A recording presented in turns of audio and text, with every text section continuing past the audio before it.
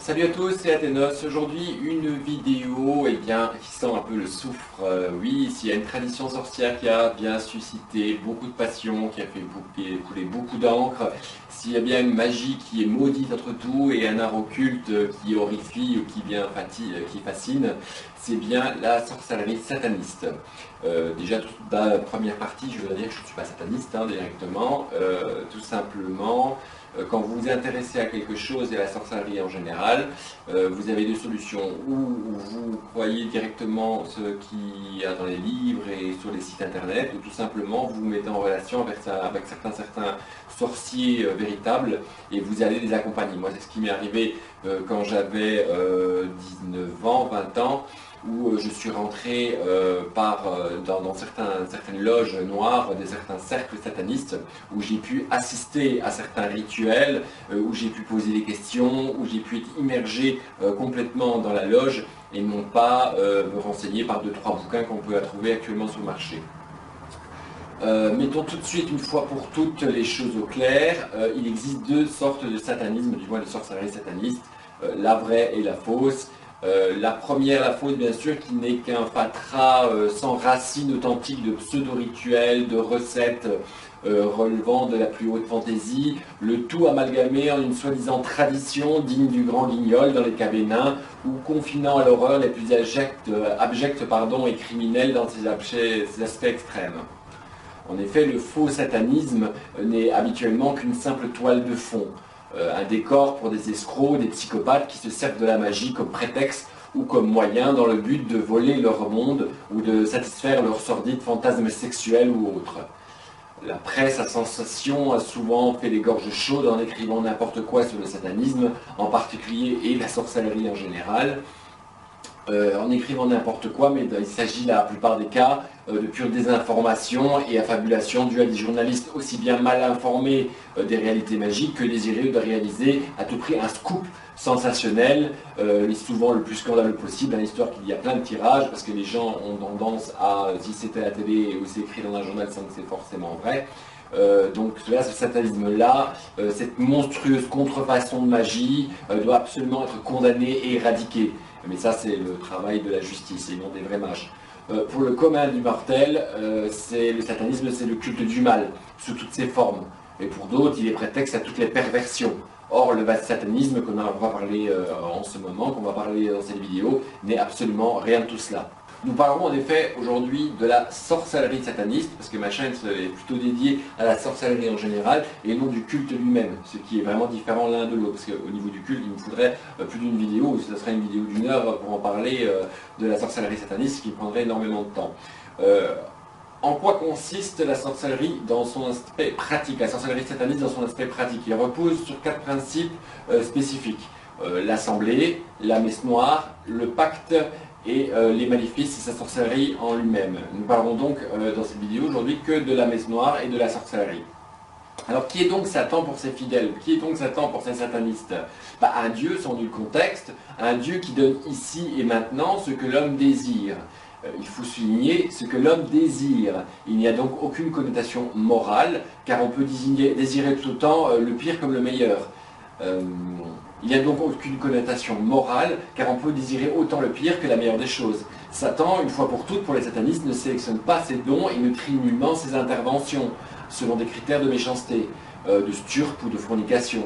Le sorcier doit le voir comme dispensateur des bonheurs terrestres et prosaïques, et non comme le champion de turpitude humaine. Satan peut construire comme il peut détruire, tout en garantissant la liberté individuelle de l'individu. Qui est donc Satan pour ces satanistes? En effet, un dieu sans nul contexte, un dieu qui donne ici et maintenant ce que l'homme désire. Il faut souligner ce que l'homme désire. Il n'y a donc aucune connotation morale, car on peut désirer autant les pires que les meilleures des choses. Satan, une fois pour toutes, ne sélectionne pas ses dons et ne trie nullement ses interventions, selon des critères de méchanceté, de sturpe ou de fornication. Le sorcier doit le voir comme dispensateur des bonheurs terrestres et prosaïques, et non comme le champion de turpitude humaine. Satan peut construire comme il peut détruire dans la sorcellerie sataniste, tout en garantissant la liberté individuelle de se construire ou de se détruire. Il ne faut pas oublier qu'une des maximes des satanistes, c'est le Satan est le bien et le mal que l'on se fait.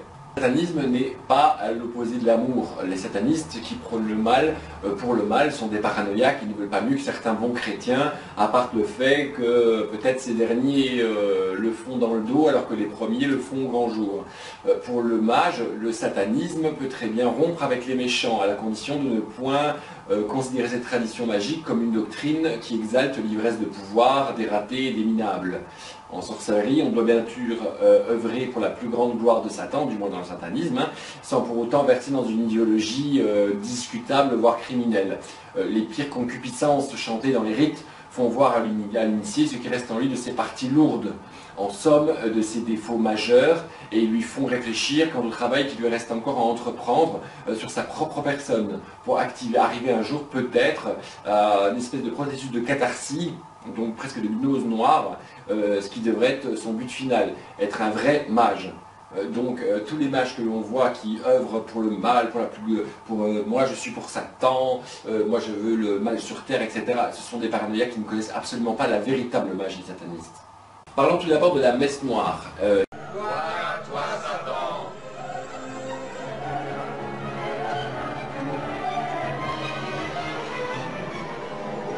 Buvez, ceci est son sang. Avancez pour recevoir le signe de Satan.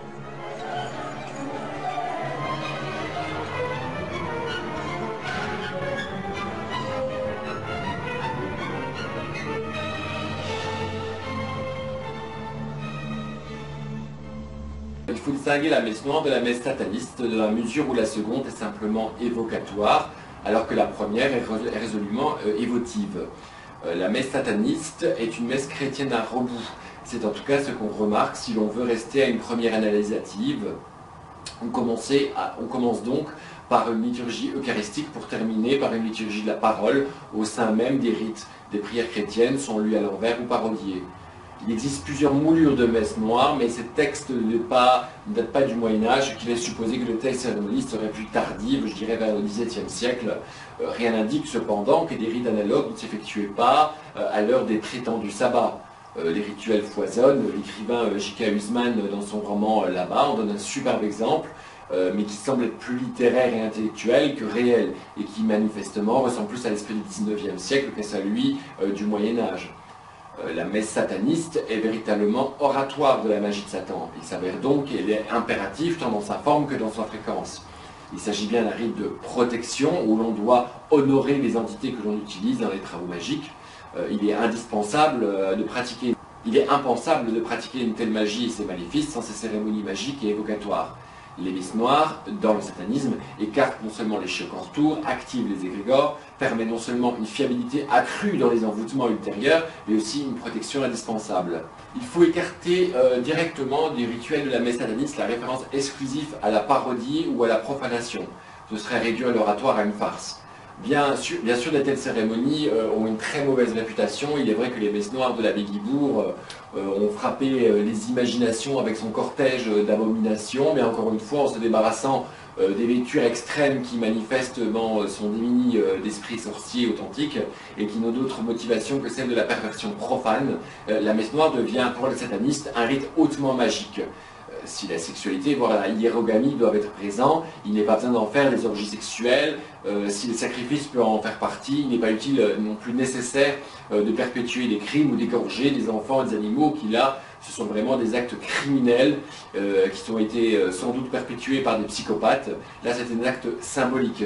Il suffit de le faire de manière symbolique, sans verser pour autant dans des actes fanatiques et religieux. De nos jours, les messes satanistes authentiques, j'insiste sur le mot authentique, sont débarrassées de toute mise à mort réelle, de quoi que ce soit, et si parfois effectivement il y a bien du sang, parce que le sang c'est énergétique, le sang c'est la vie, existe dans ces messes noires, c'est tout simplement du sang de boucherie que l'on peut trouver au match ou au kora, et toutes les pratiques sexuelles, qu'ils soient collectives ou individuelles, ont été retirées. Bien sûr, on en retrouve, mais comme je dis, ce sont des excuses, c'est une toile de fond pour certains psychopathes ou certains pervers sexuels pour assouvir leurs fantasmes qui utilisent le mot messe noire. Il faut dire qu'il y a encore quelques années, certaines messes noires étaient payantes et étaient très fructueuses niveau argent pour certains pseudo-sorciers ou sorcières.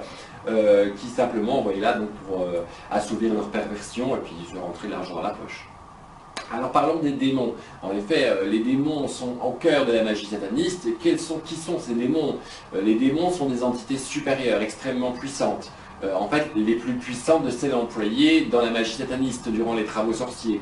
Ce sont en fait des égrégores très anciens, car dès le début de l'histoire, l'homme y a eu recours. On y connaît des textes qui s'y réfèrent à plus de 5000 ans, datant de l'Égypte ou de la Mésopotamie. Bien entendu, les démons sont plus anciens que l'humanité, sans doute existent-ils de toute éternité. Pour les adeptes du satanisme, les démons ne sont ni bons ni mauvais dans l'absolu, mais c'est l'intention de qui a recours et qui polarise leur action dans l'un ou l'autre sens. Les démons portent en eux toutes les passions humaines. Une rapide étude sociologique peut montrer que tous les attributs démoniaques qu'ils expriment en fait les grandes préoccupations humaines et les vices les plus courants, qui est une vaste collection de fantasmes. L'empire des démons, nous fait voir tout ce qui agite notre réelle nature, mais souvent caché. C'est évidemment cela qui passionne les vicieux et les pervers, mais au-delà de ce constat assez lamentable, les démons, pour les satanistes, sont des entités qui peuvent apporter aux hommes ce qu'il faudrait appeler la légitime nécessité. Si l'on vit en société, la santé tout d'abord, mais aussi les moyens financiers pour exister sans heurts et la réussite sociale. Ajoutons aussi la lutte contre l'adversité, l'élimination des conflits, l'amour. Donc voilà, on retrouve tout un panache de demandes qu'on retrouve dans n'importe quelle sorcellerie actuelle. Beaucoup de satanistes, contrairement à ce que l'on peut penser, du moins des sorciers satanistes, que c'est encore différent de pratiquer la magie sataniste, d'être sataniste. Donc ne sont pas des pervers qui ne pensent qu'à nuire, mais tout simplement des sorciers qui œuvrent avec une magie différente, un égrégore différent. C'est ça aussi dans l'inconscient que les gens doivent se dire, c'est que après tout ce qu'ils ont vu à la télé, dans les films, les reportages, où les gens sont là, oh Satan, non, il y a des véritables mages qui prennent une magie qui n'ont rien à faire de Satan, tout simplement. Simplement, ils ont eu une tradition en main, ils ont eu des rituels spécifiques et qui fonctionnent parce qu'ils sont reliés à certains égrégores et ce sont des magies extrêmement puissantes qu'ils utilisent tout simplement pour réaliser les désirs de ses clients ou des gens qui viennent leur demander. Je prends mon exemple, comme je l'ai expliqué dans la vidéo sur le houdou, je veux très bien utiliser des entités qui doivent être approchées avec un égrégore chrétien, donc avec notre Père, le Je vous salue Marie, etc., l'archange Saint-Michel, etc. Pourtant, je ne suis pas chrétien pour autant, c'est une magie. Mais pour se relier à une magie, il faut utiliser l'égrégore qui va avec. Si demain je décidais de prendre, je ne sais pas, d'invoquer Satan au nom d'Allah, au nom de Bisounours, au nom de la déesse Kali, etc. Voilà, ce serait un non-sens. Il faut vraiment se relier à l'égrégore propre de la magie qu'on utilise. Alors, comment se passe un petit peu, en gros, pour vous expliquer une invocation sataniste? Curieusement, vous allez être surpris, elle est vraiment pareille que les magies traditionnelles, c'est-à-dire que le sorcier, quand il va dans son temple, dans son occultum, va purifier les lieux, va tracer un cercle spécifique, je vais essayer de mettre quelque part ici en image, un cercle spécifique, il y en a 4 qui représentent les 4 saisons, et qui sont sous, bien sûr, les protections de certaines entités. Après, le mage va passer des gardiens, Maïmon, Oriens, etc., aux 4 coins, afin de se protéger et de fortifier son cercle magique. Après, il va se placer sur un égrégore divin. L'égrégore divin, c'est ce qu'on retrouve dans plusieurs magies. Dans la magie catholique, tout simplement, ce sont Dieu ou les anges, principalement Dieu. Dans la Wicca, le Dieu et la déesse, chez nous, Lilith, Lucifer. Et dans la sorcellerie sataniste, bien entendu, il se met sous la protection divine de Satan. Une fois qu'il a équilibré son temple d'un point de vue énergétique et qu'il a solidifié ses protections, il va tout simplement, dans un triangle de manifestation, invoquer telle entité, tel démon, qui passe tel jour. On prend, par exemple, je ne sais pas moi, Behemoth, non peut-être pas, il va essayer de prendre des démons, je dirais pas subalternes, mais pas de hiérarchie trop importante. En effet, on peut voir déjà dans la hiérarchie infernale, donc nous avons Satan, Belzébuth et Astaroth qui sont les premiers de la hiérarchie infernale, bien que dans certains dictionnaires, toujours infernal, soi-disant Satan a été renversé au profit de Belzébuth, mais enfin ça c'est une autre chose. On peut voir dans un dictionnaire infernal un démon, à combien de légions il a. En fait, c'est comme ça qu'on calcule le degré énergétique d'un démon, c'est selon les légions qu'il a à son actif. Donc, on ne tire pas boulet de canon sur une mouche quand on veut l'attraper. Ce qu'il va faire le mage pour pouvoir réussir son travail magique d'invocation, mais aussi pouvoir recevoir le choc en retour qui est inhérent à tous travaux de magie, bien ou mal. Encore faudra-t-il développer ce qu'est le bien et le mal, puisqu'il est différent pour chacun. Et donc, s'il utilise des entités, je dirais, plus planétaires des démons, je dirais plus doux, entre guillemets, voilà, ça va lui permettre de régulièrement activer une puissante magie sans pour autant recevoir plein de chocs en retour.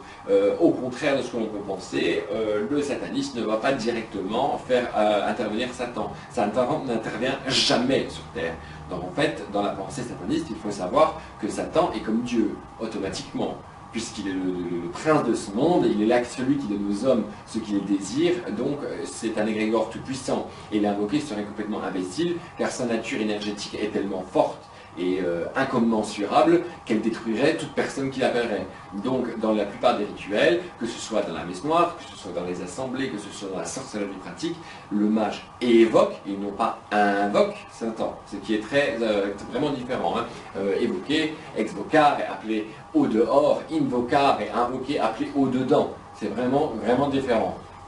Alors que dire, une fois qu'il a appelé son démon, il y a plein de choses à qu'il fait. Il y a soit une demande qui est faite et après, une fois qu'il y a eu la visualisation du démon, une fois que le renvoi a été fait, car ça souvent, et je le redis, ça ce n'est pas que spécifique par exemple à la magie sataniste, mais on retrouve ça dans d'autres magies quand on invoque une entité par exemple assez belliqueuse et dangereuse. Je vois trop de gens, Fluffy Bunny, invoquer par exemple, je sais pas moi, la déesse Kali par exemple, et bien gentil petit déesse Kali, veux-tu bien s'il te plaît faire que mon mec revienne ou me donner la vengeance, etc. Et il ne renvoie pas, on ne congédie pas une entité, enfin je dirais du moins une divinité, parce que ce serait un peu présomptueux de la part d'un humain, mais du moins on peut retirer son égrégore. C'est pour ça qu'on appelle ce qu'on appelle dans la magie, dans la haute magie, etc., le renvoi des entités. Maintenant, par exemple, dans des forces élémentales aussi, je vois une absurdité, là je repars encore une fois dans tous les sens. Mais dans l'invocation d'une entité élémentaire, où la terre, l'air, le feu, et généralement, on les prend pour gentil petit ondine, gentil petit ondin. Oh, ce sont des forces de la nature. Donc, ils ne sont pas gentils. Ce ne sont pas des gentilles petites sirènes avec des queues de poisson qui chantent comme Ariel. Ce sont des forces qui peuvent être une petite pluie rafraîchissante, comme une tempête et comme un tsunami. Donc voilà, c'est très important de tenir ces entités en respect, et c'est ça qui m'énerve en fait généralement dans les rituels que l'on voit aussi sur internet, c'est que les gens n'ont pas conscience des forces magiques qu'ils utilisent. Donc dans la sorcellerie sataniste, le mage n'est pas un débile profond. Il ne va pas invoquer, je ne sais pas, mon Bélial et lui dire « Oh, bras gentil Bélial, puissant don, je sais que tu veux m'aider, le nom de Satan. » Le démon n'en a rien à péter du mec. Ça, il faut se le dire. Il est invoqué déjà de force, parce que toute entité que vous faites venir chez vous est une entité qui est forcée, même un dieu, vous le demandez un rituel d'amour avec Aphrodite ou je ne sais qui, quelque part vous forcez un petit peu l'entité à venir, et si elle vient, ben voilà, il faut lui donner sa mission, et après la renvoyer pour que son énergie parte et réalise cette demeure. Ça c'est le petit aparté que je fais sur la sorcellerie sataniste. Bien sûr, le mage sataniste va travailler comme d'autres sorcelleries, avec des dagides, il y a ça, des cérémonies d'envoûtement, pardon, où on utilise donc des agides d'une manière très simple. Il y a aussi des exorcismes en satanisme, il faut le savoir, pas forcément, c'est même très logique quand on y pense, puisque dans un concept chrétien et catholique, le possédé est donc possédé par un démon, dans une entité étrangère. Donc forcément, quand un chrétien, ou un prêtre fait un exorcisme, il exhorte le démon à sortir, au nom de Dieu, je te force, et par la puissance du Père, du Fils, etc. Il exhorte, il force le démon à partir. Dans la sorcellerie sataniste, celui qui a reçu les pouvoirs sacerdotaux de la loge ne va absolument pas forcer un démon à partir. Ça se passe très facilement, puisque c'est Satan direct qui te dit en gros, petit père, il est temps que tu rentres au bercail. Le démon, il n'a pas le choix. C'est le roi, c'est l'empereur, c'est le maître tout-puissant de la terre, des enfers, donc il n'a pas le choix de partir. Voilà, donc ce qui est surprenant, vous voyez, il y a des exorcismes dans le satanisme, il y a aussi des envoûtements, car comme je le dis, une fois, il faut s'écarter absolument dans le concept des gens. Satanisme égale mal, donc il n'y a que des rituels pour faire le mal. Non, il y a aussi des rituels des envoûtements. Moi-même, j'étais surpris et qui fonctionnent très très bien. Encore une fois, dans ce concept de retirer le mal que quelqu'un a fait à quelqu'un d'autre. Il y a des rites de protection, il y a des rites de guérison. Tout simplement, c'est une question d'égrégore et de croyance personnelle. Enfin, il y a encore même pas de croyance. Même pas de croyance, disons, ça dépend de l'égrégore qui a été mis dedans. Donc voilà, cette petite vidéo est très légère pour parler de la sorcellerie sataniste. On pourrait encore parler de beaucoup de choses, voir plus en détail les messes noires, voir les assemblées que je pourrais vous montrer un hôtel en satanisme, comment il a été fait, faire un petit rituel de protection, même à la limite que je connais très bien en satanisme, que j'ai pu utiliser depuis des années, mais qui pourrait être un exemple, je dirais, un exemple à vous montrer. Il y aurait tellement de choses à dire, mais je voulais faire une petite vidéo un petit peu sulfureuse et qui change un petit peu de ce que l'on voit un petit peu habituellement sur YouTube. Généralement, ce sont faits par des gens ou qui sont opposés ou qui sont à fond dedans. Moi, je me situe au milieu, uniquement pour vous présenter un fait. Je parlerai bien sûr d'autres magies dans d'autres vidéos, le chamanisme peut-être, le vaudou, la magie chinoise, je sais pas, je verrai bien encore si cette vidéo, je verrai bien les likes et combien de gens vont s'abonner et vont aimer cette vidéo, et on verra si je fais d'autres vidéos sur le même style. Voilà, passez une excellente journée, merci encore de me suivre, merci à tous ceux qui se sont abonnés depuis peu, j'adore, je regarde toujours vos commentaires. Pour mes détracteurs, je rappelle que tous les commentaires sont désactivés et que c'est moi qui les autorise ou pas. Donc, que vous n'oubliez pas, un petit pouce vers le bas, c'est pas grave. Que vous marquiez des commentaires désobligeants, moi ça m'amuse énormément. En plus, vous me faites des vues, donc c'est super, continuez. Sur ce, très bonne journée à tous. Bisous, bisous, ciao.